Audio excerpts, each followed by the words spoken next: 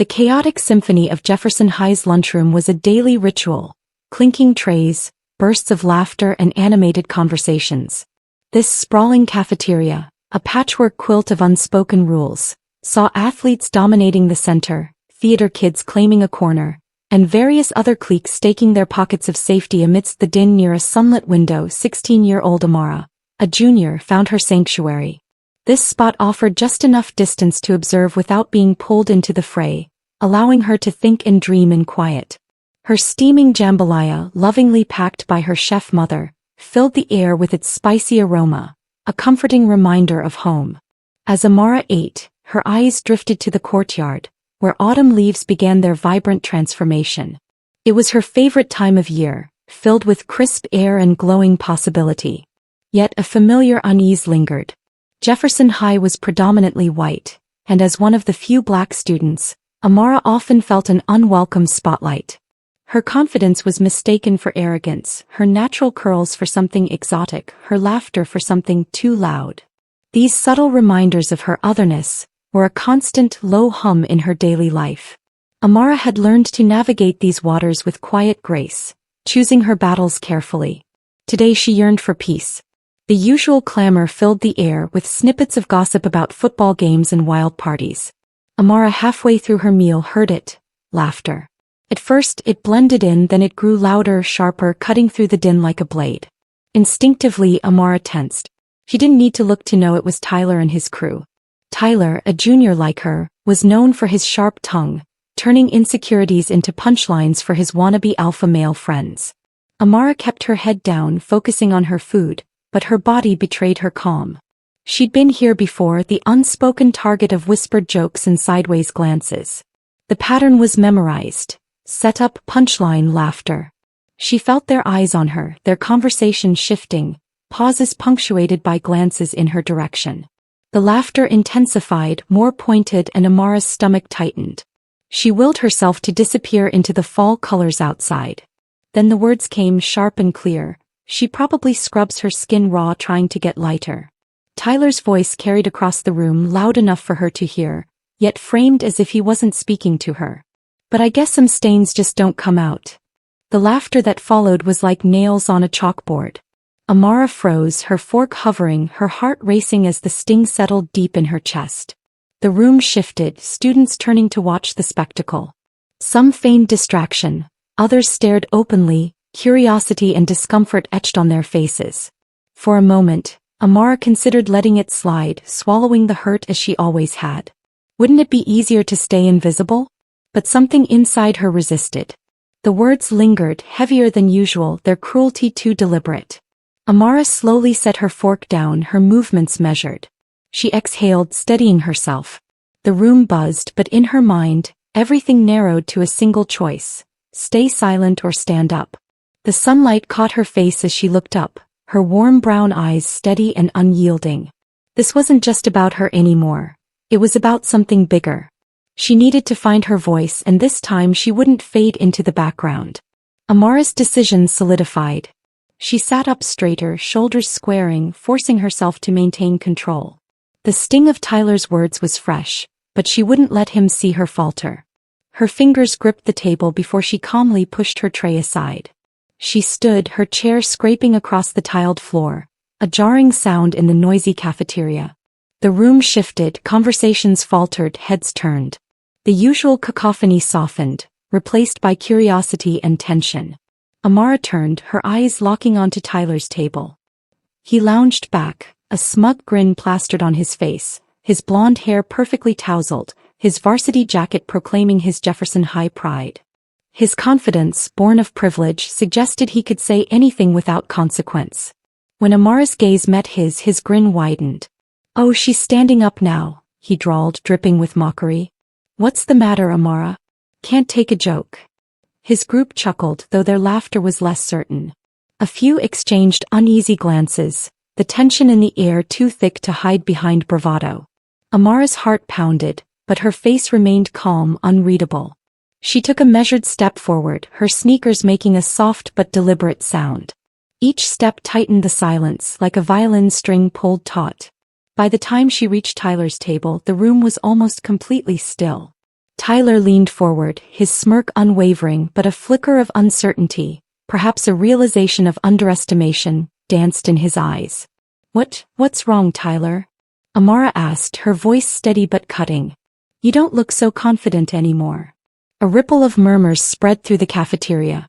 Amara's voice, not loud, sliced through the air with precision, commanding attention.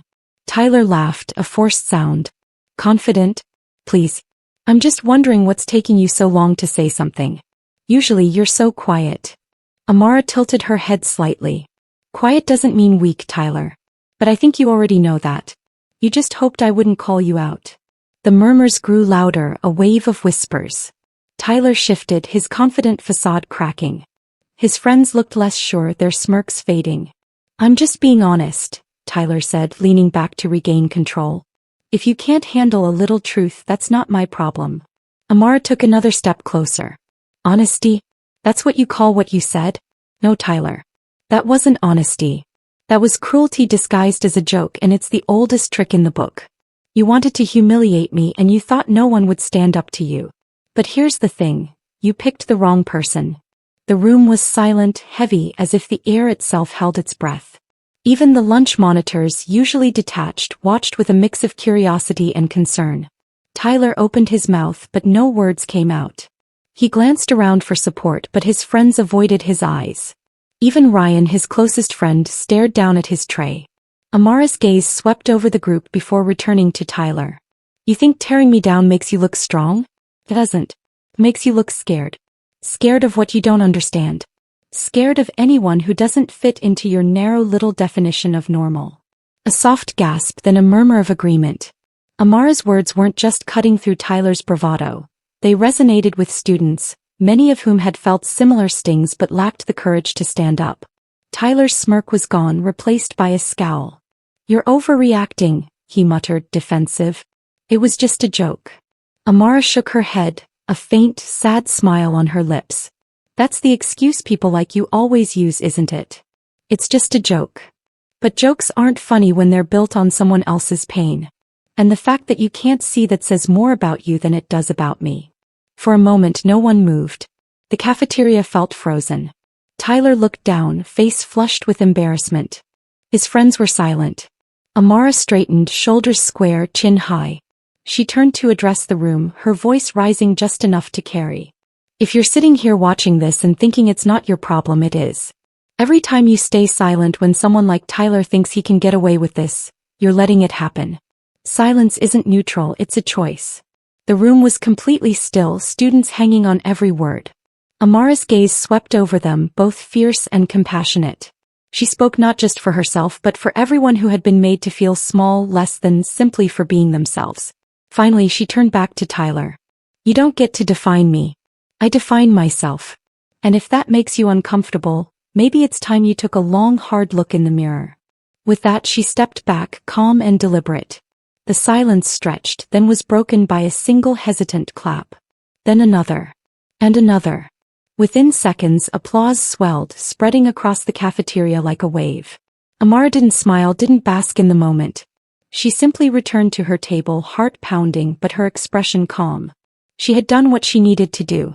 What happened next wasn't up to her. It was up to them. As the applause rippled through the cafeteria, Amara sat back down, her hands trembling beneath her calm exterior. She could feel the stares, admiration from some, curiosity from others, and quiet disapproval from those who thought she'd gone too far. The cafeteria buzzed, whispers blending into a low hum.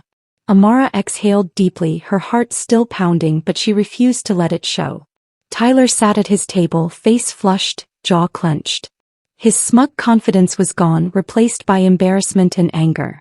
He glanced around for support, but his friends were unusually quiet. Ryan, his best friend, avoided his gaze, engrossed in his tray. Maddie, one of Tyler's group, finally broke their silence. Tyler, maybe you should just... He cut her off with a sharp glare. Don't, he snapped, voice low and tense. I don't need a lecture. Maddie didn't look convinced, her gaze flicking between Amara's table and Tyler, a flicker of guilt crossing her face. She didn't say anything else, but her body language screamed discomfort. Across the cafeteria, the applause faded, replaced by pockets of hushed conversation. Some students were clearly impressed by Amara's courage, their whispers filled with admiration. Others dismissed it as unnecessary drama, their tone laced with skepticism. A few students, particularly those who had experienced Tyler's sharp tongue, seemed emboldened, their expressions thoughtful as they glanced at him and then back at Amara. At the far end of the room, 2 lunch monitors watched. Mrs. Sanders, a stern but fair woman in her 50s who had been at Jefferson High for over a decade, leaned closer to Mr. Patel, a younger, newer staff member. "That girl," Mrs. Sanders murmured, nodding toward Amara. "She's got guts.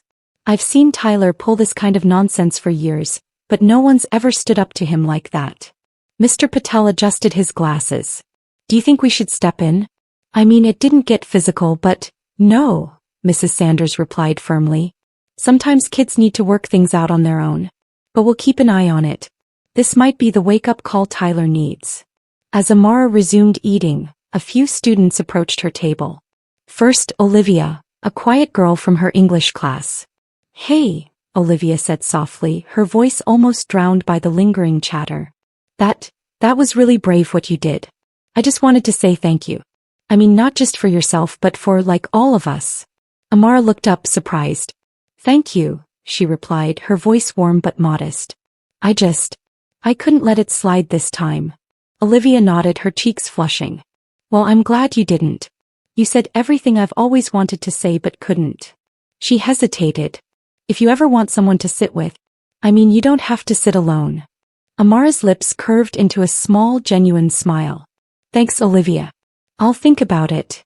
As Olivia walked away, Marcus, a boy from a quieter table, gave Amara a subtle nod of approval, a silent show of solidarity. Meanwhile, Tyler grappled with the aftermath. The whispers weren't just about Amara, they were about him. For the first time, he wasn't the one holding the room's attention in the way he wanted. His friends seemed distant, their laughter replaced by uncomfortable silence. "Man, she really handed it to you," Ryan finally muttered. Tyler shot him a glare. "Thanks for the support." "I'm just saying," Ryan continued, shrugging, "maybe you should have kept your mouth shut. That was rough." "Whatever," Tyler snapped, pushing his tray away. "It's not like she's some hero or something. She just got lucky." But deep down, Tyler knew it wasn't luck. Amara's words had struck a nerve, exposing insecurities he didn't want to confront. He hated how vulnerable it made him feel. As the lunch period wound down, the mood in the cafeteria shifted. Students filed out, their conversations still buzzing. Teachers and staff noticed the energy. Amara lingered at her table, gathering her things. She was aware of the attention but refused to let it weigh her down. She had spoken her truth, and for now that was enough. On her way out, she passed Tyler's table. He avoided her gaze, staring at his phone. Amara said nothing. Her silence spoke volumes, a quiet reminder that she had reclaimed her power.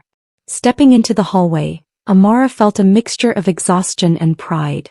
The adrenaline wore off, leaving a strange calm. She didn't know the long-term consequences, but one thing was certain. She had taken a stand, and the ripple effect had already begun. The days following the confrontation unfolded like ripples in a pond. Jefferson High, once a place where the status quo went unchallenged, felt different, charged with a quiet but unmistakable sense of change. In classrooms, hallways, and locker-lined corridors, Amara's stand became the topic of conversation. Students retold the event with reverence, their versions often exaggerated but carrying the same core truth. Amara had stood up to Tyler and won. In English class, Mr. Lawson steered the discussion toward identity and courage. "Yesterday something significant happened," he began, "and it got me thinking. Why do we allow cruelty to persist? Why do we stay silent when we see someone being treated unfairly?" The question hung in the air. Olivia raised her hand. "Because it's easier," she said quietly.